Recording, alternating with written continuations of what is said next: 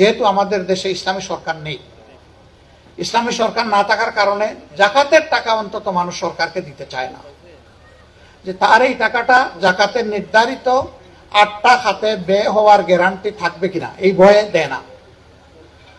অন্যান্য সংস্থাগুলা নেয়, আমরা যে সংগঠনটা করি আমাদেরকেও যারা দেন তাদের এই আমানত আমরাও গ্রহণ করি, তবে আমরা কারো উপর ইনফ্লুয়েন্স খাটাই না, জোর করি না। আমরা এতটুকু বলি যে আপনি যদি আমাদেরকে এই আমানতের দায়িত্ব দেন, আপনার আদায় করার কারণে আপনি সওয়াব পাবেন, আর আমরা বাস্তবায়নের কারণে আপনাদের উসিলায় একটু সওয়াব পাবো। আমরা চেষ্টা করব আপনাদের আমানত হকদারের কাছে কোনো কম বেশ ছাড়া যথাযথভাবে পৌঁছানোর। এরপরে যদি আমাদের জ্ঞানের অভাবে কোনো ভুল হয়ে যায় আল্লাহর কাছে মাপ চাই, কিন্তু স্বেচ্ছায় সব জ্ঞানে এই জাকাতের টাকা এটা আগুন, এই আগুনে আমরা হাত দিই না, দিব না। এটা যার পাওনা তার কাছে আমরা পৌঁছে দেওয়ার চেষ্টা করি। আর আমাদের পদ্ধতিটাই হচ্ছে যে ওই পদ্ধতি যেটা আল্লাহর রাসূল বলেছেন, যাকে একবার জীবনে দিবা তার জন্য দ্বিতীয়বার আর কারো কাছে হাত পাততে না হয়, এমন ভাবে তাকে একটা কিছু করে দাও। আমরা ওইটাই চেষ্টা করি। তাকে পয়সা দিয়ে আমরা বসে থাকি না, তাকে তদারকি করি, সঙ্গ দিই যে সে প্রপারলি এটা ইউটিলাইজ করেছে নাকি এটা ফান্ড ডাইভার্ট করে অন্য কিছু করে ফেলেছে। আমরা বিশ্বাস করি এইভাবে একজন অসচ্ছল লোক যদি জাকাতকে পরিপূর্ণ আমানতদারির সাথে তিনি যদি গ্রহণ করেন, ইনশাআল্লাহ আল্লাহ রসুলের কথা সত্য যে দ্বিতীয়বার তাকে আর হাত পাততে হবে না ইনশাআল্লাহ। আমরা বিষয়গুলোকে এইভাবেই হ্যান্ডেল করার চেষ্টা করি।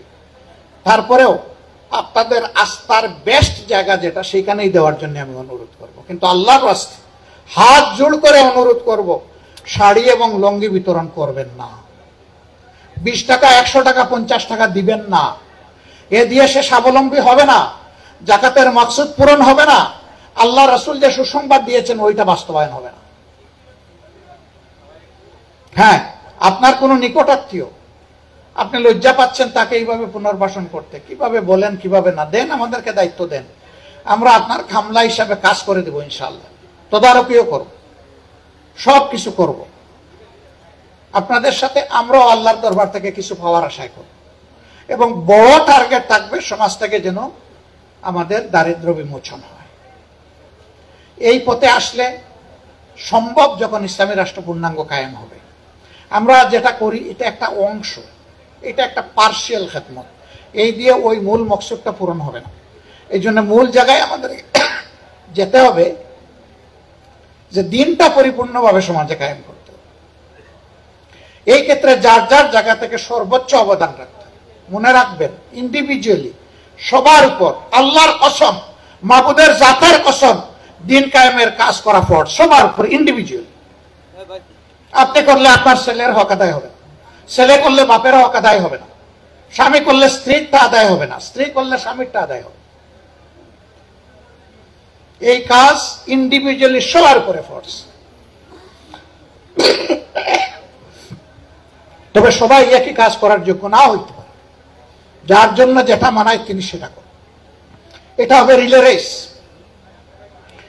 4 জন একসাথে তো উড়ে না, একজন শুরু করে দ্বিতীয় জনকে হ্যান্ড ওভার দেয়।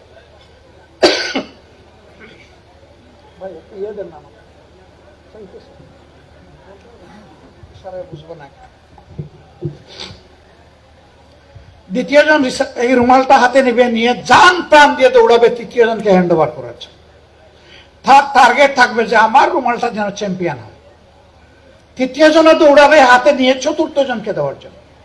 চতুর্থ জন তার শ্বাসবদ্ধ ঊর্ধ্বশ্বাসে পারলে সে উড়াল দিয়ে চলে যায়, গিয়ে টার্গেট পয়েন্ট সে টাচ করে সেই রকম করে দৌড়াবে।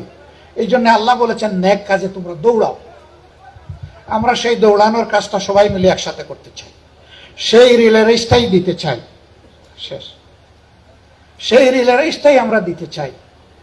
এই রেসে আপনাদের সকলকে অংশগ্রহণ করার জন্য আহ্বান জানাই।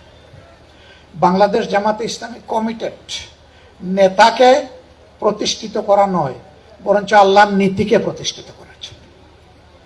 নেতাকে ক্ষমতায় নেওয়ার জন্য নয়, আল্লাহর কোরআনকে ক্ষমতায় নেওয়ার জন্য। সেই দিনটির অপেক্ষায় আছি। সবাই দোয়া করবেন। আসসালামু আলাইকুম।